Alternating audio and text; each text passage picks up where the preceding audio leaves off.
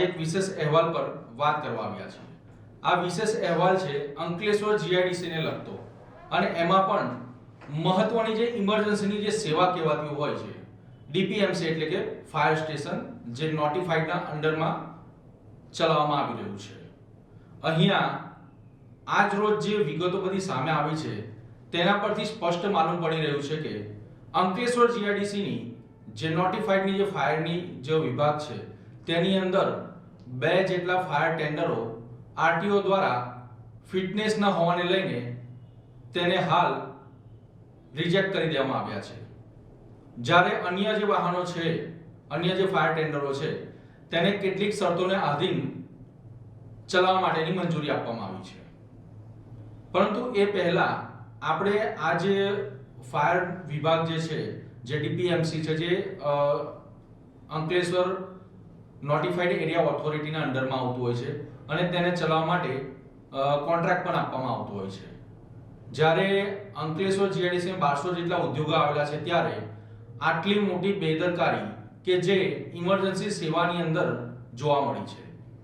Emergency સેવા એટલે કે તાત્કાલિક ઘટના સ્થળ ઉપર પહોંચવું અને તેની સેવા પૂરી પાડવી। જ્યારે પણ અંકલેશ્વર જીઆઈડીસી વિસ્તારમાં આગની ઘટનાઓ બનતી હોય છે કે કેમિકલ લીક થવાની ઘટનાઓ બનતી હોય છે ત્યારે ફાયર વિભાગ દ્વારા તાત્કાલિક ઘટના સ્થળે પહોંચીને તેની ઉપર કંટ્રોલ કરવાની અને તેને સંપૂર્ણપણે કાબૂમાં લેવાની કામગીરી હાથ ધરવામાં આવતી હોય છે। પરંતુ અહીંયા આજરોજ આપણી પાસે જે વિગતો સામે આવી છે હું તમને જણાવીશ કે જેની અંદર અંકલેશ્વર નોટિફાઈડ એરિયાના અંડરમાં આવતા જે ફાયર ડિપાર્ટમેન્ટ છે તેની અંદર જીજે 16 9868 નંબરનું જે ફાયર ટેન્ડર છે અશોક લેલન્ડ કંપનીનું છે જેની ખરીદી જે કરવામાં આવી હતી એ 30/11/2004 ના રોજ કરવામાં આવી હતી અને તેનું આજ રોજ જે ફિટનેસ આરટીઓ ની ટીમ દ્વારા ચેક કરવામાં આવ્યું તેની અંદર સ્પષ્ટ ઉલ્લેખ કરવામાં આવ્યો છે કે આ જે ફાયર ટેન્ડર છે તે ફિટનેસ માટે યોગ્ય નથી એટલે તેને નકારી કાઢવામાં આવ્યું છે અને તેની જગ્યા પર નવા વાહન લાવવાનો ઉલ્લેખ કરવામાં આવ્યો છે। અને આ જે બંને વાહનો છે બીજો જે વાહન છે બીજું જે ફાયર ટેન્ડર છે એનો નંબર છે જીજે 16 G9868 આ બંને ફાયર ટેન્ડરો છે તેને આરટીઓ દ્વારા ફિટનેસના લીધે રિજેક્ટ કરવામાં આવ્યા છે અને હાલ કામગીરીમાં તેનો ઉપયોગ કરી શકાય નહીં।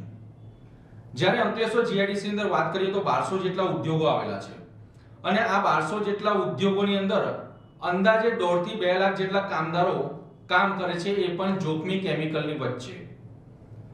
જ્યારે અંકલેશ્વર ડિઝાસ્ટર મેનેજમેન્ટ દ્વારા જે સુરક્ષા જે કહેવાય છે સુરક્ષા સાવધાની સેફટી ની જે કામગીરી હોય છે તે માત્ર ને માત્ર કાગળ પર જ જોવા મળી રહી છે અને અમારી પાસે એવા પણ પુરાવા હાથ લાગ્યા છે કે આ જે નોટિફાઈડ એરિયા દ્વારા જે ફાયર વિભાગ જે ચલાવવામાં આવી રહ્યો છે ડીપીએમસી નો જે ડિપાર્ટમેન્ટ છે તે ચલાવવામાં આવી રહ્યો છે એ સમગ્ર તેની દેખરેખ નોટિફાઈડના જે ચીફ ઓફિસર હોય છે તેના અંડરમાં કરવામાં આવતી હોય છે। જે બંને ફાયર ટેન્ડર છે તેના નંબર છે જીજે 16 G 9868 અને જીજે 16 G 9867 તેના અમારી પાસેના આ જે પુરાવા છે આ પુરાવાની અંદર ગેરેજના બિલ છે તેની અંદર 2 ગેરેજની અંદર આ ગાડીઓ મહિનામાં ઓછામાં ઓછી 4 થી 5 વાર પોતાની જે ગાડીમાં ખરાબી હોય છે તેને રિપેર કરાવવા માટે મોકલવામાં આવતી હોય છે। એમાં પહેલું નામ છે તકદીર ઓટો ગેરેજ જ્યારે બીજું જે છે એ રાજલક્ષ્મી ઓટો વર્કશોપ છે એની અંદર આ બંને ગાડીઓને સર્વિસ માટે મોકલવામાં આવતી હતી અને તેની અંદર જે પણ ખામીઓ હોય તેનું રિપેરિંગ કામ કરવામાં આવતું હતું। પરંતુ અહીંયા આ 2 જ ગાડીના છેલ્લા અમે 3 મહિનાના જે બિલ છે જે પાછલા વર્ષોના છેલ્લા 3 મહિનાના જે બિલ હતા એની અમે ચકાસણી કરી તો એની અંદર નહીં નોટિફાઈડ એરિયા એટલે કે ડીપીએમસી ના વિભાગ દ્વારા જે તે કોન્ટ્રાક્ટરને કોન્ટ્રાક્ટ આપવામાં આવ્યો છે તે કોન્ટ્રાક્ટર દ્વારા એક ગાડી પાછળ ઓછામાં ઓછા 15 થી 20 લાખ રૂપિયા જેટલો ખર્ચ કરવામાં આવ્યો છે ગેરેજની અંદર। એટલામાં તો એની અંદર થોડા ઘણા રૂપિયા ઉમેરે તો નવું ફાયર ટેન્ડર પણ આવી જાય, પરંતુ અહીંયા જે કટકી હોય તે ખવાઈ રહી હતી અને કટકીની અંદર દરેક લોકોની મિલીભગત છે. અને આ જે મિલીભગત છે તેની અંદર ફાયર ટેન્ડર જે ફાયરનો જે કોન્ટ્રાક્ટ હોય છે તે 3 વર્ષનો કોન્ટ્રાક્ટ આપવામાં આવે છે. 1 વર્ષનો જેનો ખર્ચ છે 3 કરોડ રૂપિયા, એટલે જે 3 વર્ષ છે એનો ટોટલ ખર્ચ થાય 9 કરોડ રૂપિયા. અને પાનોલી, અંકલેશ્વર ને ઝઘડિયા ત્રણે 3 જગ્યા પર એક જ એજન્સીને ફાયર ટેન્ડર જે ફાયર વિભાગ છે ડીપીએમસી તેનું કામ કરવાનો કોન્ટ્રાક્ટ આપવામાં આવ્યો છે. અને વર્ષોથી આ જે કોન્ટ્રાક્ટર છે તેને જ વારંવાર કોન્ટ્રાક્ટ આપવામાં આવે છે. પરંતુ અહીંયા તમામ જે અધિકારીઓ છે, નોટિફાઈડ એરિયાના ચીફ ઓફિસર હોય કે આને જે ડિપાર્ટમેન્ટ હેન્ડલ કરતા હોય, અંકલેશ્વર ઇન્ડસ્ટ્રીયલ એસોસિએશન હોય કે તેના જે સભ્યો હોય છે, તે સ્પષ્ટપણે અહીંયા લાગી રહ્યું છે કે જે અંકલેશ્વર જીઆઈડીસી માંથી કરોડો રૂપિયાનો જે ટેક્સ આવે છે, ઇન્ડસ્ટ્રીઝનો ટેક્સ હોય છે, હાઉસિંગ ટેક્સ જે હોય છે તે લેવામાં આવે છે, પરંતુ તેનો ખોટા બિલો બનાવીને અને ખોટા ખર્ચાઓ પાડીને તેનો દુરુપયોગ કરવામાં આવી રહ્યો છે. અને ખાસ કરીને એમાં પણ ફાયર વિભાગની અંદર આ જે અત્યારે જે અમારી પાસે પુરાવા સામે આવ્યા છે તેની અંદર આ સ્પષ્ટ જોઈ શકો છો. આ માત્ર ને માત્ર 2 જ ગાડીના જે પુરાવા છે, જે ખર્ચા કરવામાં આવ્યા છે ઓટો ગેરેજમાં તેના છે. એક નહીં પરંતુ આવા અમારી પાસે જે 200 થી 300 જેટલા જે ગાડીના જે રિપેરિંગના જે ખર્ચાઓ છે તેના બિલ છે અમારી પાસે.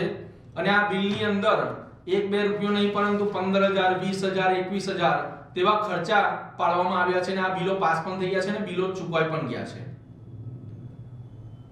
વાત અહીંયા લોકોના સુરક્ષાની છે. અને અહીંયા જે 1200 જેટલી ઇન્ડસ્ટ્રીઝ છે તેની અંદર ઓછામાં ઓછા 2 લાખ જેટલા કામદારો અંદાજે કામ કરી રહ્યા છે.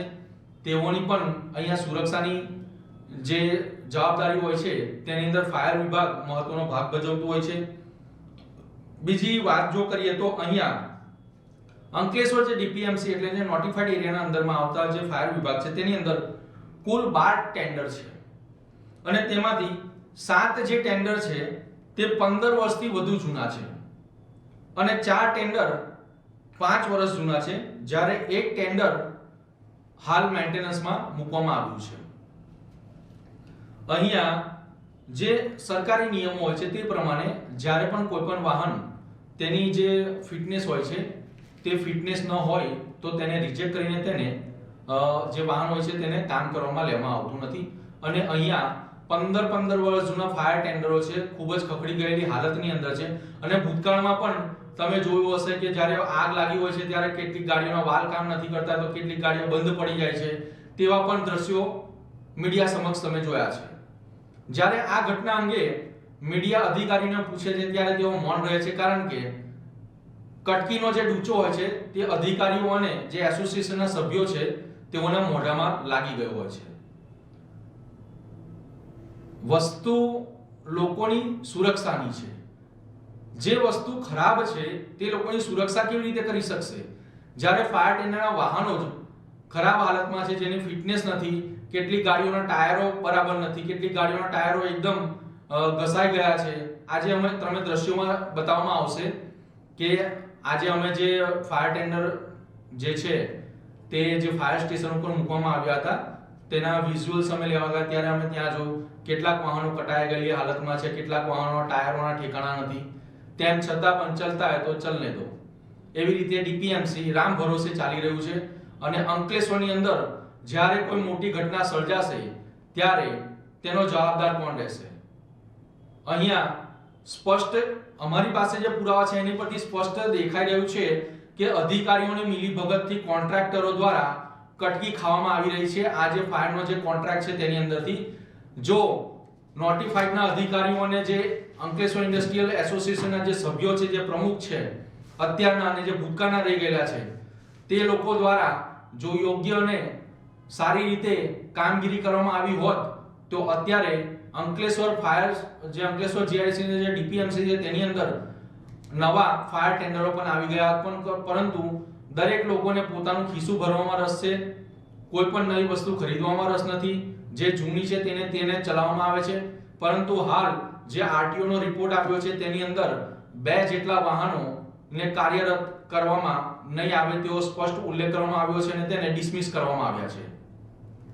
વધુ ફાયર વિભાગને લઈને અને કોન્ટ્રાક્ટરો અને જે અધિકારીઓ છે તેઓને મિલીભગતના વધુ પુરાવા સાથે નવું એક કૌભાંડ લઈને તમારી સામે આવીશું. ત્યાં સુધી જોતા રહો લાઈવ બોલ્ટ ન્યૂઝ ચેનલ. નમસ્કાર.